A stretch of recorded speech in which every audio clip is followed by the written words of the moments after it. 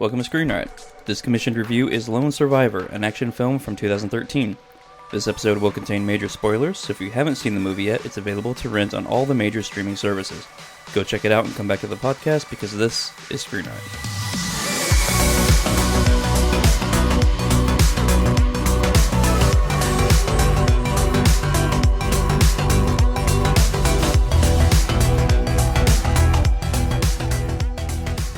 Welcome to Screen Riot, the podcast where we review a movie chosen entirely by fate. I'm one of your hosts, Justin, and alongside me are my co-hosts, Eddie, Kyle, and John.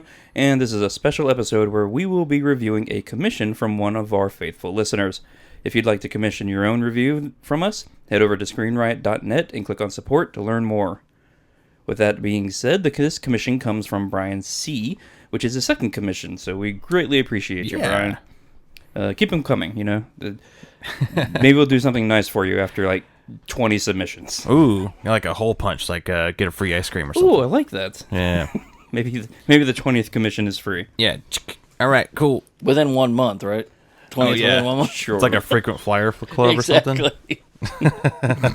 Well, so Brian wrote in. He said, I had a few movies in mind, but this one is a personal favorite based on a true story of Marcus Luttrell. Enjoy. Smiley face. Smiley face. Is it emoji?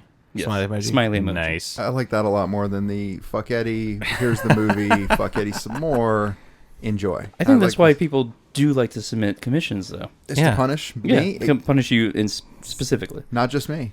Not just me. I've heard talk that there might be some awful movies on the horizon coming as commissions for all of us, not just for me. Okay. Not just to make me cry at night, but all four of us. Oh, boy. You know, you're not allowed to do commission. No. No, it's not for. I'm not even the one choosing it. You're right. It's other people reaching out to me here. Yeah. Huh, interesting. Okay. Well, Yeah. thank you very much for your second commission, Brian. So what exactly is Lone Survivor all about? Marcus Luttrell and his team set out on a mission to capture or kill notorious Taliban leader Ahmad Shah in late June 2005. Marcus and his team are left to fight for their lives in one of the most valiant efforts of modern warfare. Okay, so I feel like it's important to say here real fast, these guys are heroes, 100%. Oh, yeah. Like the real life people in particular, we are not criticizing them. No, of course no, not. no. During this whole podcast right now. Because, I feel like this is almost one of those Hidden Figures situations, except Hidden Figures, those ladies are, if there are any alive left, they're in their like 70s, 90s, somewhere in that range. These guys are, still alive and kicking. The one anyway that's still there Marcus, is alive and yeah. kicking, yes.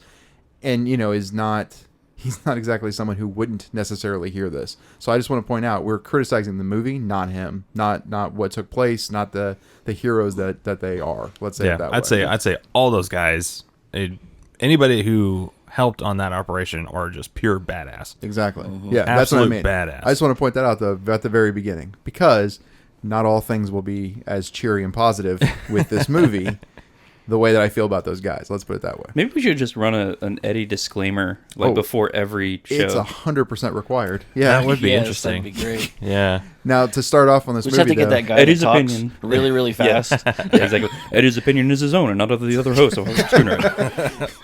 we all hate his fucking ass, too. We all Yeah. know that he's an idiot. No. Just kidding. Thanks. You're welcome. Thanks, guys. I appreciate it. Vote of confidence. I remember when I thought I had friends. Anyway, talking about Lone Survivor, though, the movie, I did like the beginning here where they use the not found footage, but where they use the footage of buds of the SEAL school. Yes. I thought that was a Yeah. pretty great opening because it really set the tone, and it wasn't Emil Hirsch and Ben Foster and Marky Mark and all everybody else trying to. Marky Mark. The guy will, the same way that The Rock will always be The Rock, Marky Mark will always It's- fucking be Marky Mark. I don't Exactly. care Yeah. how many things he tries to do. Yep. Yeah, when I was talking about this movie to you earlier, I accidentally said Marky Mark just out of... Oh, did you? Yeah, but... Yeah, it's Mark Wahlberg, but whatever. I've always called him Marky Mark. And yeah. since we're talking about the actors, I actually did some YouTube viewing with interviews with Marcus Luttrell, and he actually suggested and would have preferred that it was no big name actors in the movie whatsoever. Yeah. Because he said at the beginning of the operation, we didn't know this was going to happen. Well, of course. He's like, so if you put a big name actor in the film, they're the ones that are going to survive. Oh, gotcha. He's Yeah. like, he kind of wanted that, but he got overruled. Yeah. on that Well, one. well, the film is 2 hours and 1 minute long. It's rated R, and it was written and directed by Peter Berg. He was one of the writers. There was another writer, but he was the first build writer.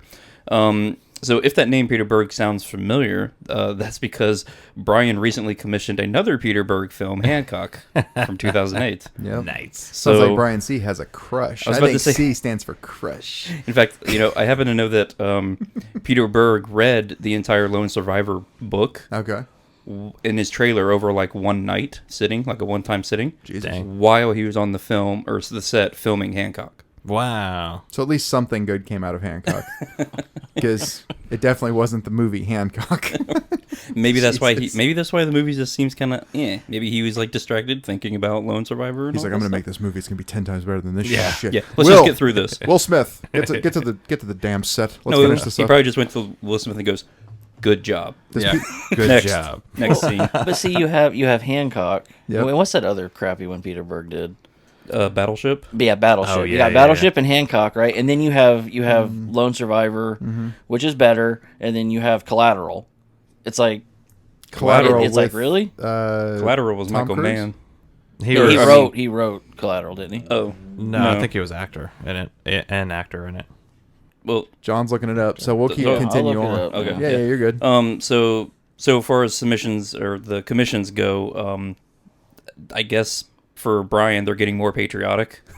So Yeah. you start with Hancock, then Peter Berg, then you get Lone Survivor, Peter Berg, and then like the only logical thing I can think of next is like Patriots Day, Peter Berg. Yes. Oh, right, yeah. Patriots. Okay, so here's what's interesting, by the way. So when did Patriots Day came out in like 2011, I think. I'm not sure. I'm not sure either. I'll look that up in a second. But then you also have Battleship, which had so Patriots Day had Marky Mark in it. Battleship had Taylor Kish in it. That was 2016, Patriots Day. Thank you. Yeah. What about what was it? What did I say? Battleship. Yeah. Battleship, I think. It was before this, and this was 2013. So Battleship was 2011 then. Yeah. Okay. So that's, I mean, it's kind of interesting. It sounds like he's like kind of making himself a little crew, at least a little bit, to carry around with him from one place. 2012, by the way. So at least carrying around some of these actors from one movie to the next. Mm-hmm. I don't know that Taylor Kish is not my first pick for any damn role. So in this one, I didn't really hate it because he's all the. So okay, here's what's weird about these characters in the movie. Other than the beginning, other than whenever we see like Emil Hirsch and Taylor Kish running down the beach together, doing their own little Rocky moment with Apollo and Rocky. It wasn't a beach. I know it was like the sand dunes. I'm just saying they're doing this running montage piece, and then they have them waking each other up in bed in a interesting little piece. There was no real connection to them, I should say, for me as people, other than we kind of get to see that okay, they were a little bit alive. They had something going on with their lives, but I didn't see anything that really made me go like. And the reason I'm even bringing this up is like, for instance, compared to 13 hours, we get to see that he has a wife, he has children, all this kind of stuff. So when he goes to, where did he go in 13 hours? Benghazi. Yeah. We kind of are more attached to him as a person, whereas in this, I didn't have that attachment. Did you guys? No. No. Not really. Not at all. No, because I mean, they did bring family into their group Yes. and everything. It's like, oh, well, my wife wants a horse, or my wife wants this paint, or whatever. Yeah. And But we never that's- see their wives. that's other pretty than much the it. one at one point, I think. Yeah, that's pretty much it. I mean, it's kind of. I mean, did they need the family part in there?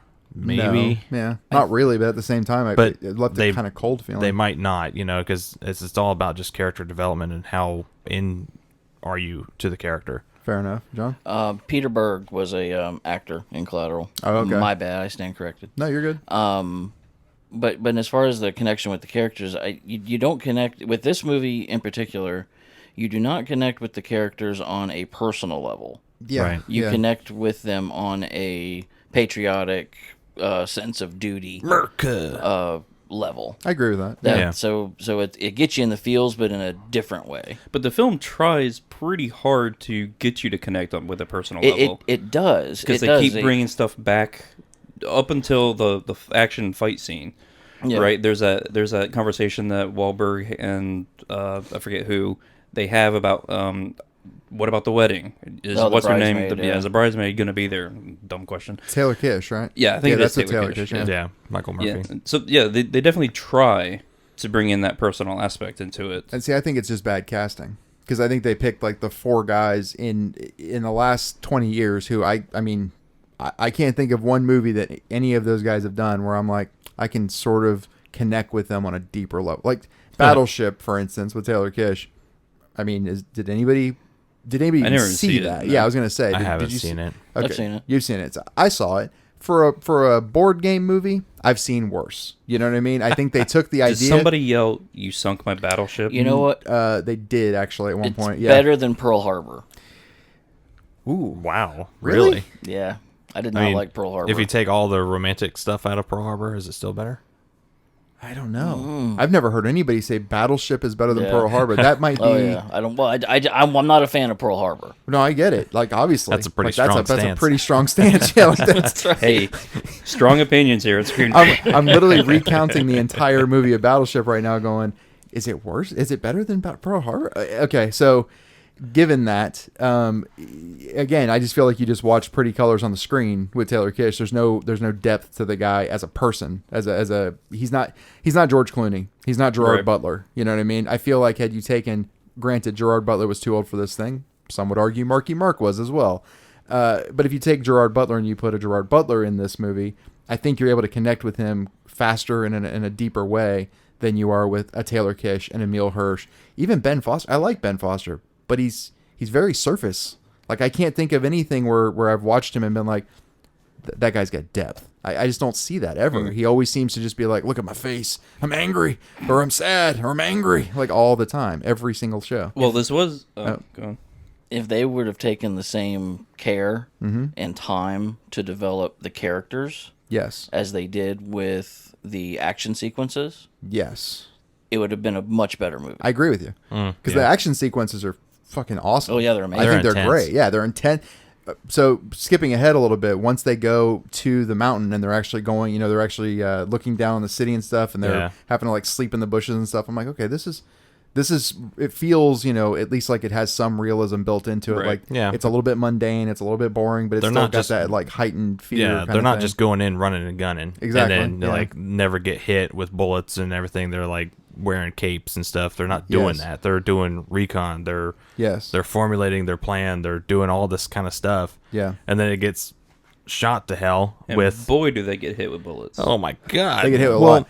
Before we even get there, yeah, though, but like shot they, to hell, yeah. Well, like the kid and the 2 goat guys, right? They're The goat herders. the goat herders. they're goat herders, but now all I can picture in my head is 2 like goat people. Like They're goat guys. it's Ernest Borgnine, Devil's Reign all over again. Goat people, Which, it does. Jesus. I mean, man, I was like kind of contemplating myself of like, okay, what would I do in that situation? So- I would, Yes, because both arguments were sound. they I'm were thinking, sound, but there were more options. There were more options. They only well, just- gave. I would have. I mean, Yeah. I wasn't there obviously, and neither were any of you guys. But it's like Yes. if I was there and there were options being thrown around, I'd be like, well, just tie these guys to the tree.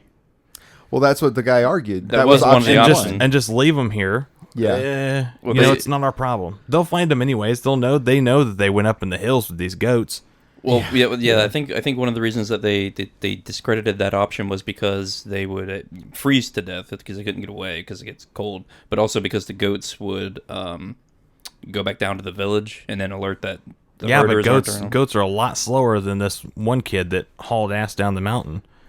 So this is the part. Here's the part where The goats would just come down and be like, "Hey, food time." Well, here's the part where we are. I guess if that's what they were faced with, they were faced with like 3 options, Yeah. and they couldn't come up with any Yeah. others. So to remind people, it was Yes. to tie them up, leave them there, which would leave them to the elements and the leave animals. them to the elements and the animals.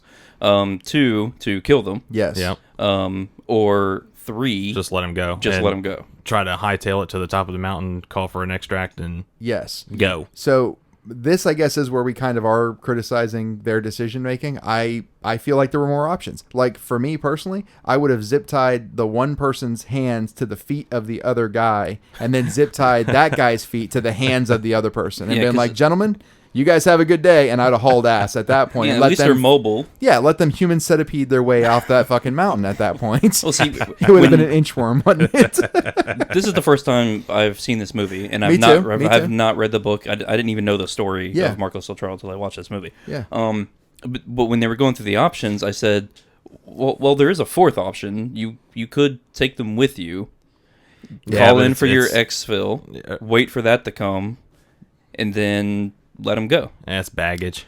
It is baggage. And I think it's important to note, too, that it's based on a true story. I don't know. I know there are things that were in the book. For instance, he was not, in real life, Marcus was not as mobile as Marky Mark is at the end of this film. He had a broken back in real life. Yeah, he had 3 broken vertebrae. And he was crawling. Yeah. He was crawling everywhere. You mean like after he boomeranged his ass down 4 mountains, apparently? Yeah, I can imagine. Yeah, he actually saw water, saw that river, saw a waterfall actually, and slid into the waterfall. Head over knees. Basically, he said his knees hit him in the head and knocked him out again. Good Lord. But so we don't know if those were the only options that they discussed, or those were just the only 3 that they touched on in the film. No, fair enough. Which I'm hoping that that's true, because if that's true, then I feel better. We're back to just criticizing the movie as opposed to 4 Navy SEALs, judgment. Well, I just can't imagine, like, Justin's idea to bring them with you. I agree it's extra baggage. Yeah. But if it's like between extra baggage or having the fastest fucking kid in the whole village run back down to the village, I'm like, I remember screaming at the TV, "Run, Forrest, run!" No, it was Usain Bolt going down. Yeah. It was holy cow. His name was Fala, by the way. Fala? I'm just kidding. Did he fall off the mountain? Well, Sure it wasn't Jumpa. Jesus Christ. Well, Justin's face. Justin's just. I wish people could see this right now. He's just shaking his head like, I'm with idiots. I'm with absolute morons. We might look into video next season. It might be a couple seasons. Who knows? That's true. But no, actually, I did put together a little fact or fiction game that I was going to play at the end. Okay. But we can sprinkle it around. Okay. So it is. At this part, since we're talking about the voting and the choices that they had, they were only considering those 3 choices. But it didn't come down to Marcus Luttrell as it did come down to Marcus Luttrell as the deciding vote, but in the movie it was depicted as the other guy. It was Taylor Kish. Kish. Well, basically, he was the commanding officer. Right. So in the movie, they go, "This isn't a democracy," and he's like, "You tell us what to do." Kish, whatever his name is. Well, what they did is they did make it a democracy. They actually voted on it. So Axe Ben Foster, he basically said, "I vote to kill them." Mm-hmm. Kish said, "I vote to let them go." Dietz, the communications guy. Yeah, Emil Hirsch. He abstained from voting. Really? Yeah. And then the decision basically came down to Luttrell. He could take the Supreme Court round. Exactly. And then he voted to... Well, it makes sense because you're going to end up in a tie at that point. True. So then he voted to let them go. Yeah. So that's what they did. But I will say, too, like, while the movie didn't necessarily show that, I don't think it changes the movie drastically or anything. However, I do kind of wish that they... I don't know. I just wish I'd been there to like just kind of float like a Hunger Games moment, like float in like there's another option, or just to say, or just go.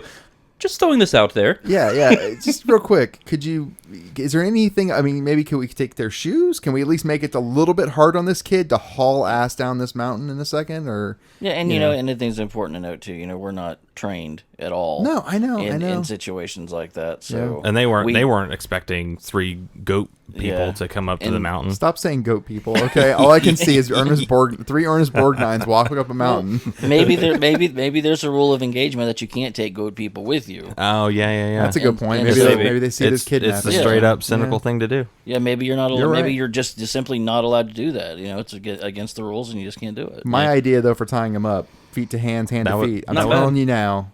That is okay. They can do that. Any future Navy SEAls out there, that's your fourth feel option. Feel free to let them inchworm their way down the mountain at that point. I do have to say the filmmaking in the scene, I did appreciate it. It was, to me, very tension-getting. Oh, yeah. I was kind of like on the edge of my seat going, oh, God, what are they going to do? Yeah. I think once they got into position, from then on, it was just like hearts racing. Like, what is going to happen next? Are they actually going to... Are they actually going to somehow get this guy, through gunfights, or are they just going to get extracted and try again? Yeah. I will say this: once the goat herders show Okay. up, Goat people. I feel like the movie aspect of this movie sort of died. Like once they got there, and I almost felt like it became kind of like a little documentary because the acting went right out the window. Once they had to start fighting the Taliban and or ISIS, whichever group. Taliban, right? yeah. Yeah. Once they have to start fighting the Taliban and they're like jumping off of mountains and careening into trees and everything else. I mean, there's really no acting that took place. No, it's just them kind of shooting And fighting and Yeah. shooting and fighting, and you're just like, well, what could happen now? Oh shit! Rocket launcher, grenade, rocket grenade, etc. And it's just constant to the point where I did kind of chuckle, like in the middle of this gunfight. I think it was Marcus. Yeah, Marky Mark. It's okay. kind of crazy. His name's Mark, but he played Marcus, so it's kind of confusing.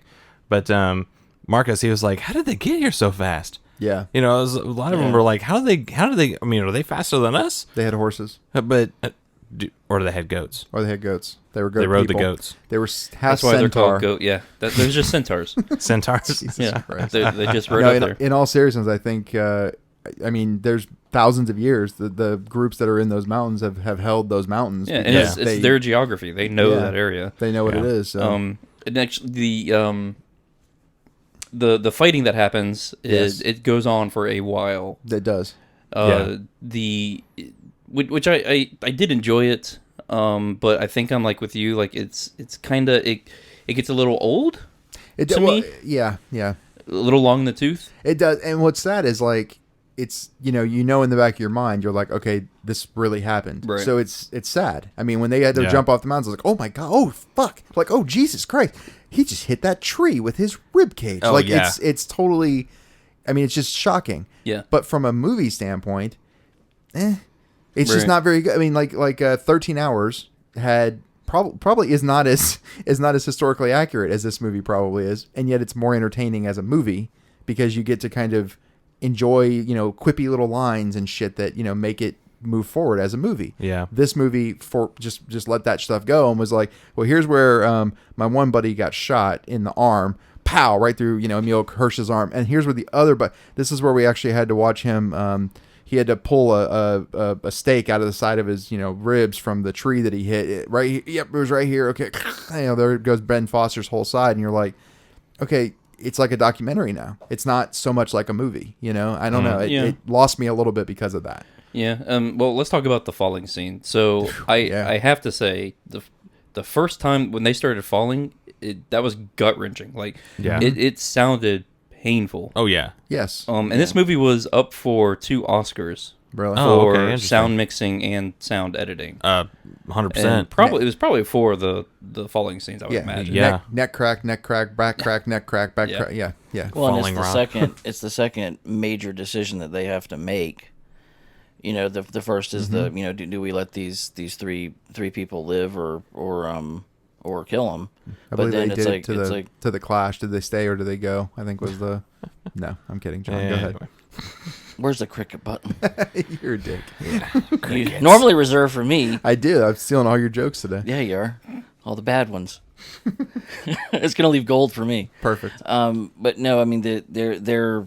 I just can't imagine in these guys in real life going, okay, we can't go forward, we can't go back, we can't go to the right, we can't go to the left. Yeah, they're cornered. We are only faced with jumping off of this mountain. Yeah. Yeah. I know it's all awful. we can do. It's awful. I know.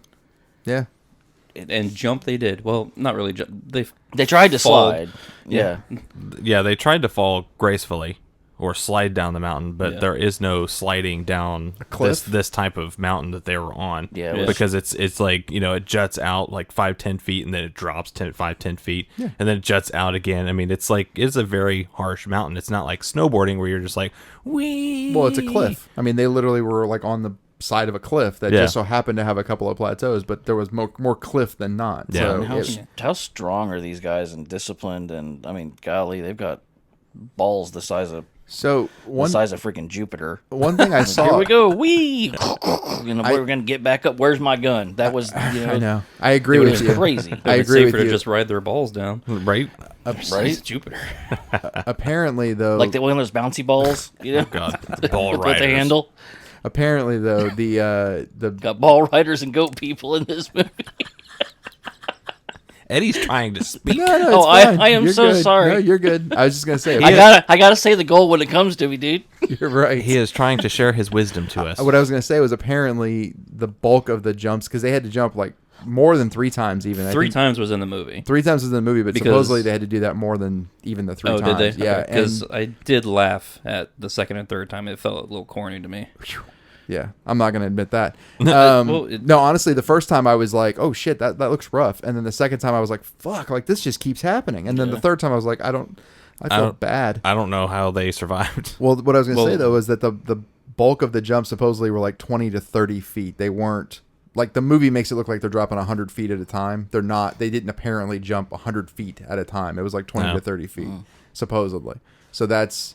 I don't know how he measured that. I don't know if he like whipped out his dick and was like, 1, 2, that's 20 feet. I don't know how. I don't know exactly how he did it. I'm assuming all Navy SEALs with their giant bouncy balls also have huge rubber band dicks. So that must be how this goes together, John. Well, Peter Berg wanted to shoot the falling scene in a studio on a green screen and have the actors, suspensioned and all this stuff. And Marky Mark was like, "Why the hell would I want to do that?" No, actually, they didn't have the money. They didn't have the funding for it.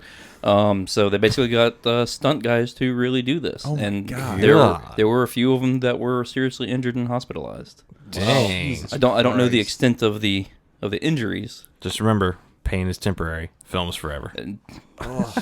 I didn't know it was. There was a dude who literally landed on the top of his head Yeah. in one of the shots. Yes. And then the guy that landed into that tree with his back, I was like, okay, that back's broken. Yeah. So wait, so you're saying everything that was filmed was actually practical stunts? Yes. They weren't. Jesus Christ, really? Yes. There were no like dummies used even? Not to my knowledge. It didn't look like dummies. It's if like they were dummies. faced with 3 decisions, and and I feel like somebody could have said, Hold on. there's Wait a another minute." choice here."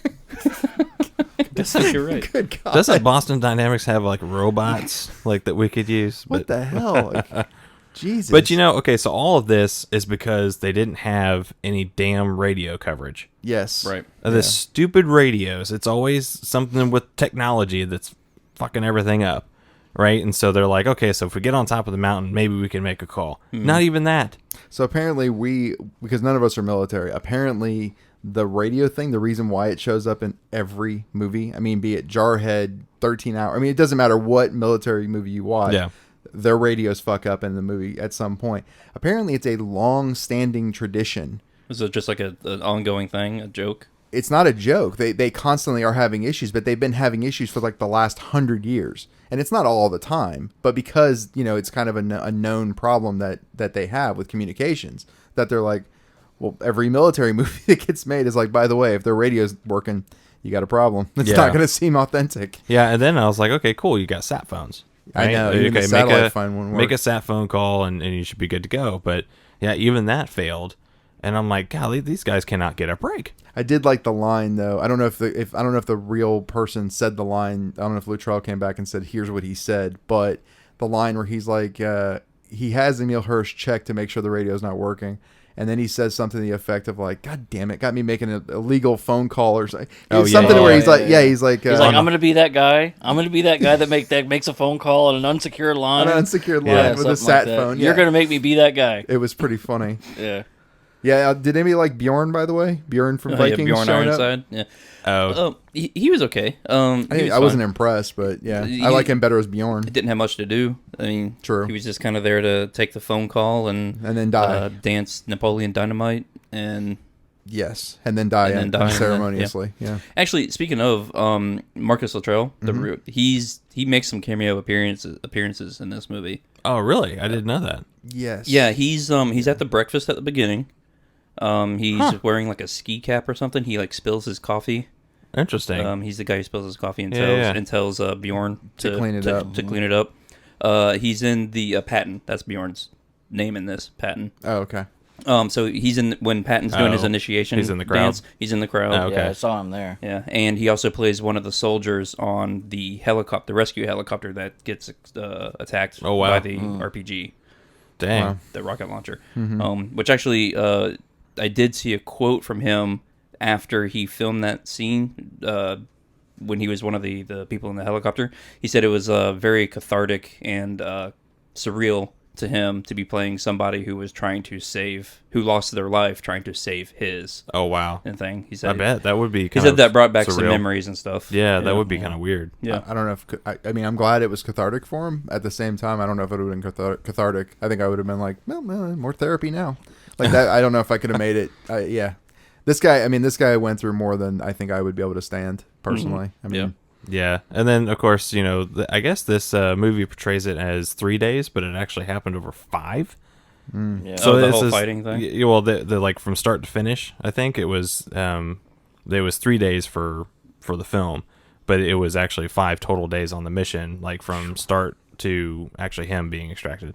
that's a long time to be running, getting shot in every single extremity. Yeah, and it's like he could not escape. Yeah. I mean, Marcus could not escape the Taliban, and it seemed like they were just everywhere. And what's kind of weird is like when he was actually saved by the Afghan people, which was I would say probably was one of the best scenes. Yeah. Just because this guy just went through hell, lost his whole team, saw a helicopter get blown up of his fellow teammates, and now he's like, I don't even know who to trust. Yeah. He's alone, and he has no radio contact whatsoever, and there's language barriers, and it's like, this dude's effed. Yeah. And so I mean, I would definitely hold a grenade, and he's like, you know what?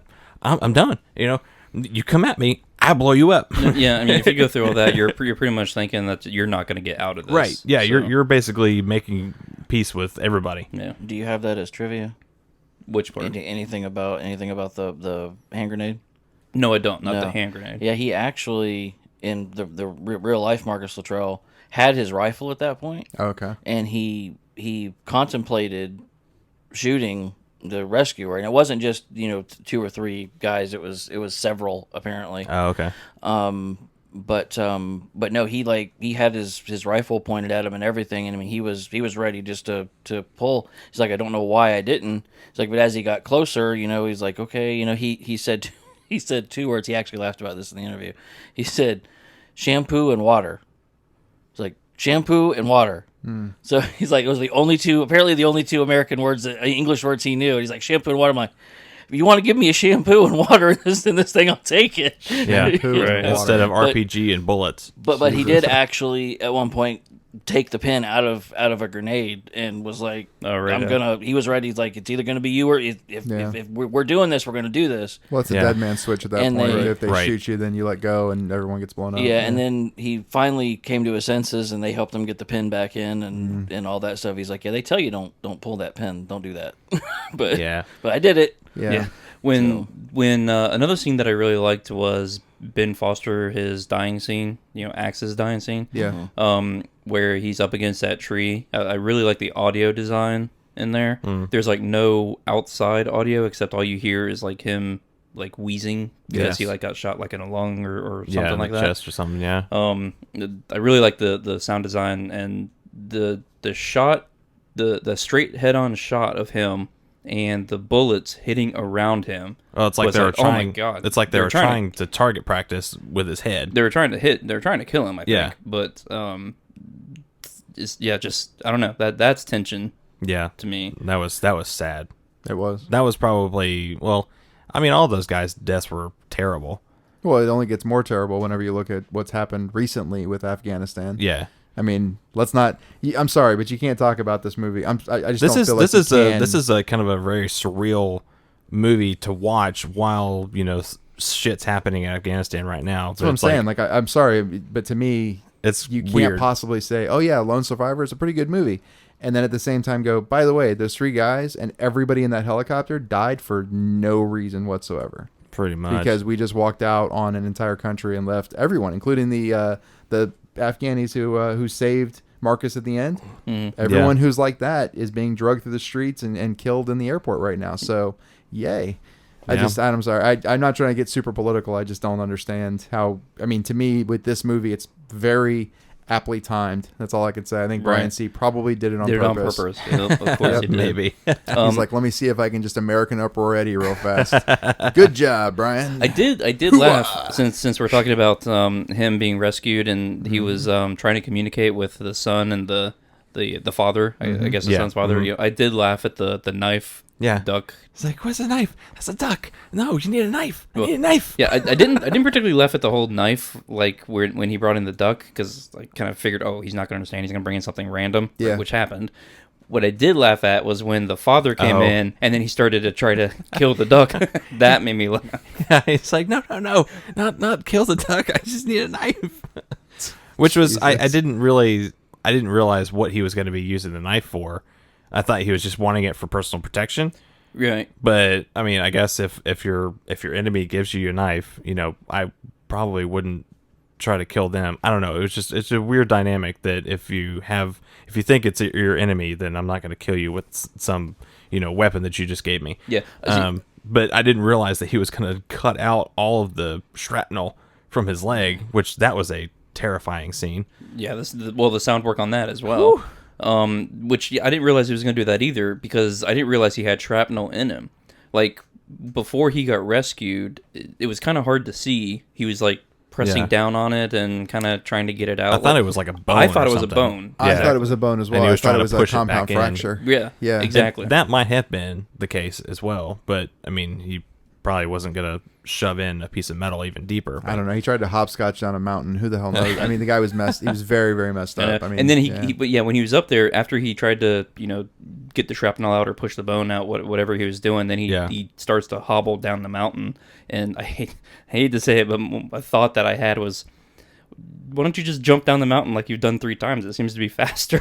Jesus Christ. That's so funny. But Justin's the only one who watched this and was just like, this is kind of a funny comedy that was picked. You know what I mean? Well, like, after the third falling down the mountain, the only thing I could think of was Chris Farley in Black Sheep when he falls down that mountain. Oh, God, yes. For like 10 minutes. That's a good point. That's actually... shit. That's it's not like... And then he gets up and he's just like, come on! Or whatever he says. So when they're falling down the mountain, I was thinking, well, it's not like the you're chasing a wheel of cheese, you know, down the mountain. Mm-hmm. My God. I mean, you're running away from the Taliban. Oh. Yeah. This surprised the hell out of me. That mortar that came through the wall, or rocket or whatever. Yeah, it was like an RPG or something, yeah. That, no expectation of that whatsoever. It scared the shit out of me. It's because Mark's saying something at that point to the guy. I don't remember. Then just are you talking about right there at the end when they're about to be rescued? Yeah. Yes. Okay. Gotcha. I was trying to place what scene you were talking about. So. Oh well, it was right before. It was when the Taliban come back into the city. Yeah, and to attack everything. Yes, I gotcha. Yeah. And the first time we get a distinction to know that they're attacking is that RPG into the wall that just obliterates that building basically. Yeah. And then so that this is kind of weird, but when they sent that guy to go alert the Americans, yes, I'm like, okay, so we're depending on this one dude with a stick to walk through Taliban infested forest, to get to the military base and say, hey, we got one of your guys with a map that says this is Marcus Luttrell is here. Right. Yeah. I'm like, we're all depending on this one guy. He got this. And I'm like, okay, that's fine. I hope he can run a little bit or walk a little bit faster than that because he's dying. Yeah. Well, that's really happened. The guy really walked from. Okay. He went to a nearby American base. Was that a day's walk? That I don't know. Yeah. Just over across the lake, and hey, you can actually see the base from here. I don't know. I have a list of all of Marcus Luttrell's injuries. Oh, okay. Oh, shit. Wow. Good. Broken back. He had RPG and grenade fragments all over his body. Shoulder was torn out. His knees were destroyed. Severe facial damage, including a broken nose. Suffered a broken pelvis. He bit his tongue in half. Oh, geez. His thumb was destroyed all the way over to his index finger, and still dealing with side effects of bacteria that was in the water that he digested. The skin on the back of his legs and back were practically gone, and he was shot in the back. Jesus. Jeez. It's amazing that guy survived. Yeah. See, this is where I would normally make a joke, but I'm not going to because respect to Marcus. I mean, in all seriousness, you could be like, that sounds like a bad Sunday. But I mean, in all seriousness, like it's fucking horrifying. Yeah, we already did our disclaimer at the beginning. We're I good. know. But he just read off the real list of what happened. That wasn't to Marky Mark. That was to the real guy. Right. I will say, again, I just felt as much as I want to like this movie, I don't have it. It just doesn't. It doesn't grow on me. It didn't. For whatever reason, I'm not 100% sure why. Maybe I'm blaming the casting more than anything, but the writing I think had something to do with it. There was too little writing. There's a lot of action sequences, but there was almost no. I mean, there was dialogue, but it felt like there wasn't a lot of dialogue. You know what I mean? So I don't know. It left me feeling very. Not subdued. What's the word? I got kind of empty. A little bit, yeah, and in kind of a weird way, which is strange because I should be. Patriots Day did the very opposite. Patriots Day, I'm like, get that fucker, he's in the boat. This movie, it's like, I don't know. I was just like, fuck, like that looks awful. That was horrible. I can't believe all those people died, and now our current president just fucked us in Afghanistan. I mean, like that's basically where I was left. I wasn't left with like a rootin' tootin' feeling, and I wasn't really left with like a depressed feeling. I'm kind of like, well, I'm glad the guy made it out. It's horrible that everybody else died. I don't know what else to say. Yeah. You know, it's kind of weird. I definitely started to kind of tear up when, of course, they're hobbling along into the helicopter, even though I guess John was saying that he's basically crawling and could not actually walk. He was just on a stretcher pretty much. And where he was trying to help the kid, or like to try and take the kid with him. Yeah, he's like, no, you need to to come with me because these two here saved me. They're the ones who actually gave me clothing, gave me water, all that kind of stuff. Yeah. And they need to come with me. And the military guys are like, nah. No, they'll be safe. No. And that's the policy. They can't take. You can't just like collect people like a fucking menagerie of pets that just so happen to be Afghani. And I think it was just because of current times of these Afghans that are helping Americans, they have to be left behind. I'm like, well, shit. Well, and it's important to know that a few years later, the gentleman's family that saved Marcus, they actually. They're actually now here in America. They want asylum. Oh, that's Mohammad good. Gulab. Yes. And there was actually a picture of them together. That's right. Yeah. Which made me even tear up even more. Mohammad Gulab. Mohammad Gulab. Okay. For some reason, I thought you said something else. I was like, dessert? It sounded like you said Gulab Jamun. And I was like, ooh. No. I do love... Wrong country. I do love some of those, though. His name was Mohammad Gulab, the guy who helped Marcus And, of course, Luttrell. that whole ending, just... I almost bawled. Oh yeah. Looking at all those photos, and of course the slow version of what song was that playing? I can't remember what it was, but it was just look at this photograph. No, wasn't that? even if you slow that song down, it's horrible. It's still horrible. I'm sorry. You can't. It's not the time for jokes. No, man. it's not. Again, disclaimer. Yeah. He's not laughing at the real guys. Yeah. But My friend's got a girlfriend and he hates it. But that ending credit scenes was just like I can't take it.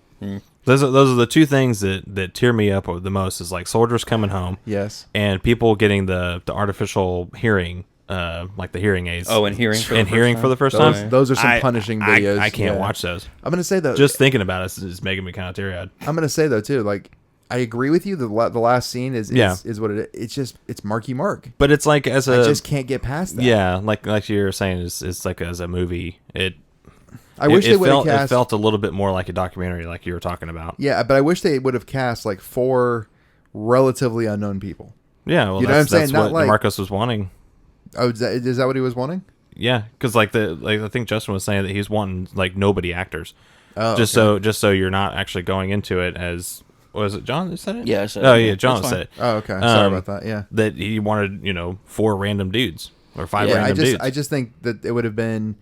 I mean, I don't know, or maybe go with I don't know. Jesus Christ. Well, even a Chris Pratt would do better. Well, see, here's the thing. I mean, if ultimately you're going to limit the release because this wasn't a widely released film. Yeah. If you're going to do that, you might as well do it. Do it that way. You might as well have just some no-name actors in there that are decent. Mm-hmm. To where it is an authentic story. Yeah. Right. I agree. I mean, I don't know. And the bitch of it is, again, I unfortunately do compare movies, and I start going through my mind. I'm like, okay, is it as good as 13 Hours? No. Is it as good as Zero Dark 30? No. Is it as good as, I don't know, Pearl Harbor.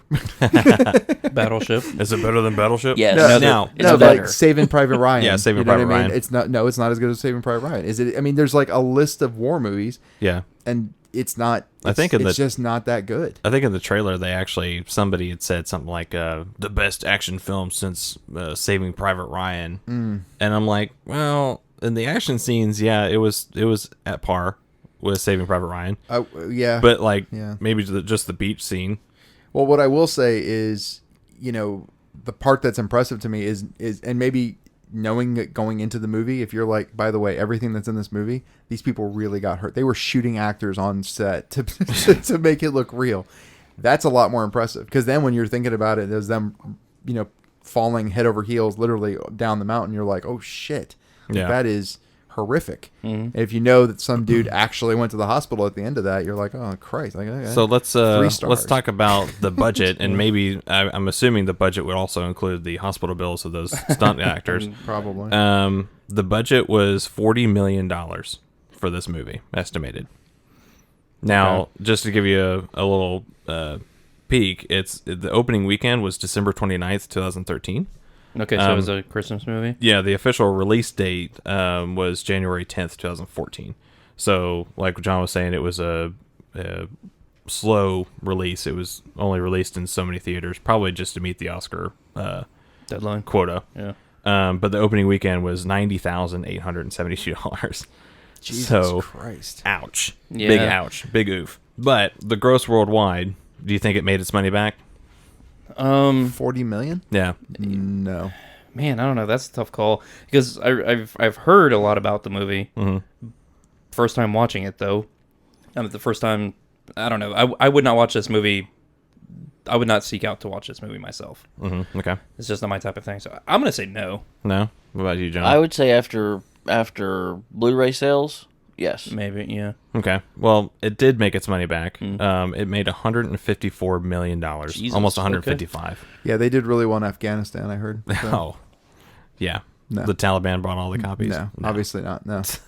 I mean, no, it's horrible to say, but like, I don't know. I don't know. Outside of America, I don't know who would really find this movie all that interesting, because to me, it doesn't hold up. Like when you watch like a Saving Private Ryan or a Schindler's List or something like that, it's like, okay, well, that was World War. It affected a shit ton of people. Right. Patriots Day, from what I understand, is not that interesting in Europe, because they're like, it touches on multiple things they could give a shit less about. Yeah, it happened what I mean? in Boston. Yeah, Okay. Yeah, exactly. And they're just like, whatever. So I would just be curious to know why as many people went and saw it. Maybe it's Marky Mark. Maybe it was the draw. Maybe that's why they cast the guy. Well, not on opening weekend. No. Not on opening weekend, no. So. And it might not be that many people went and saw it, because it's worldwide gross of all sales. True. Right. Right. Their marketing So- department was top notch. Yeah. Well, the Rotten Tomatoes scores, the audience give it an 87%, Okay. and the critics give it a 75%. Okay. Okay. Yeah. So who wants to kick off? You want to start, Justin? I can. So the talking about the filmmaking wise, some of the stuff. There's one particular shot that I thought was really awesome, and that was right after they decided to let the goat people go. Yes. My man. And they have that extended shot of following Luttrell up the cliff. Okay. And you see this like the sun rays in the back of the trees. It was just very cinematic to me. I really like that shot. The sound design, awesome. Yeah. Like I kind of want to go back and look to see who did win, like sound mixing and all from that year. I don't have that written down. But I don't think this is a movie that I would rewatch. I don't particularly. I did not find the ton of action so good that it was enthralling enough. Does that make sense? Yeah. Like, it got a little long in the tooth, I think, like I said earlier. You gotta have some balance. Yeah.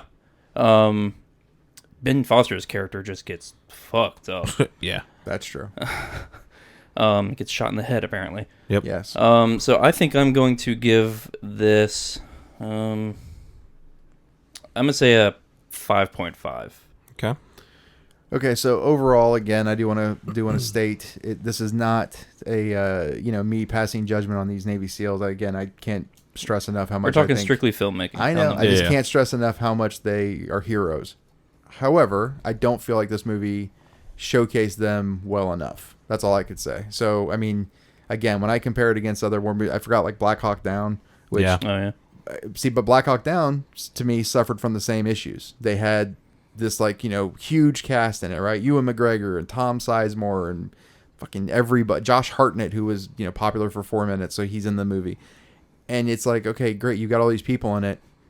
Half of them really aren't good actors, and the other half, who were supposed to be this big draw, really just end up detracting from the movie in some ways. I'd much rather just see the movie. I'd rather be in the movie. You know what I mean? Right. Eric Bana was in that as well, by the way, which is interesting. But anyway, so again, I don't know. For me, when I compare it against other really decent war movies, in my opinion, this one doesn't hold up. Captain Phillips, by the way, is badass. I know it's not a complete war movie, but that movie's fucking tense. And Yeah. Tom Hanks doesn't, as much as I don't like Tom Hanks, does not pull away from that movie. I think that movie's fairly strong for what it is. So anyhow, so this movie, like I said, I do agree with you, Justin. I do think the sound is pretty badass, and I actually liked a lot of the shots. I really did. I think that cinematography on it was pretty strong. But where I think they fell short again is the casting and the writing. I just don't think the writing was there. I would have liked Based on a True Story to mean, hey, we're going to actually add in some lines that maybe weren't spoken, but will give us more depth to the characters, not just these surface level pictures of who these characters are. Sure. So for me, this movie is a 4.8. Okay. Well, Yeah, so like you guys were saying, shot really well. I mean, the tactics and battle were really awesome. The sound effects of the guns were awesome. I usually, like in these military films, I usually look at the firearms that they're using and how many rounds they're expelling through these magazines and everything, and it seemed real enough. They were reloading quite a bit, so they were actually, I don't know if they were like actually using blanks and doing the work. I have a interesting little tidbit, not to interrupt Yeah, you. go ahead. But they were really worried about this mission. So because of the terrain and the mountain and all this stuff, apparently Navy SEALs typically carry 8 magazines on them. Okay. But they all decided to carry 11 each on Okay. this particular mission. Well, they definitely did look like they were hauling a lot of mags Yeah. on their body, but all the gun scenes were fantastic. But I think, like what you were saying, Justin, I think the action scenes were a little bit long. I would have liked a little bit more character development with these guys, get to know them a little bit better. But I think all we saw was just their war face. Right. And instead of like their heart. Yes. So that's I agree with you. So I mean, as a movie, I think I'm gonna give this probably like a 5.4. By the way, the math you guys just did, 11 mags each. If they're all 30 round mags, is 1,320 rounds is what they took with them into Afghanistan, which is not a lot whenever you consider they're being surrounded by probably 50 guys. Yeah. Yeah. I mean, it seems like enough, but not unlike most movies, not every round is a hit. Not every Right. shot is a hit. You know what I Yeah. mean? So A lot of suppressive fire going on. it was cool though. I did like that. I was like, who's got air guns? Go Yeah, ahead, sorry. Well, first for your Oscar question there, Justin. For sound mixing, which Lone Survivor won. I saw that they were only nominated. No. Well, they were not. You're right. Yeah, they were nominated. Okay. My bad. Gravity won. For what? Sound design? Sound mixing. Oh, yeah. sound mixing. But it's in space. You can't hear any sound. There's no sound in space. Nobody can hear you scream. And Gravity also won sound editing. Really? Well, Yeah. okay, so yeah, in that movie, I do remember like a lot of the going out into space versus going into like a capsule and stuff, and they make that There's a lot of- change. Yeah, Like that they type of have shit, yeah, they yeah. have a lot of Okay. Star good Trek did that in the 70s. Yeah, right. Yeah. Yeah. Been there, I done don't that. know. I will say, Oh, you mean we turned the volume down? I will say, I didn't hate Gravity. I didn't like it, but I didn't hate Who it. either. else was So- nominated for sound editing? Sound editing, All Is Lost, Captain Phillips, The Hobbit, Desolation of Smaug, and Lone Survivor. Interesting. Okay, well, Of those, I would definitely have picked Lone Survivor. yeah. But yeah, I I agree with just about everything you guys have said. I would have loved to get to know the characters on the front end a little more personally, instead of just touching on it with dialogue. I wish that they would have listened to Marcus Luttrell a little more on some of his suggestions that he made for the film. Simply because the man was there and he literally wrote the book on it. But I mean, I agree. The sound editing and mixing was second to none. The scenes, I think, of each SEAL passing away are very powerful. I think all of them were, and just the carnage that these guys went through. The film couldn't possibly depict all of it. And it's especially the mental scars that Marcus Luttrell has to deal with.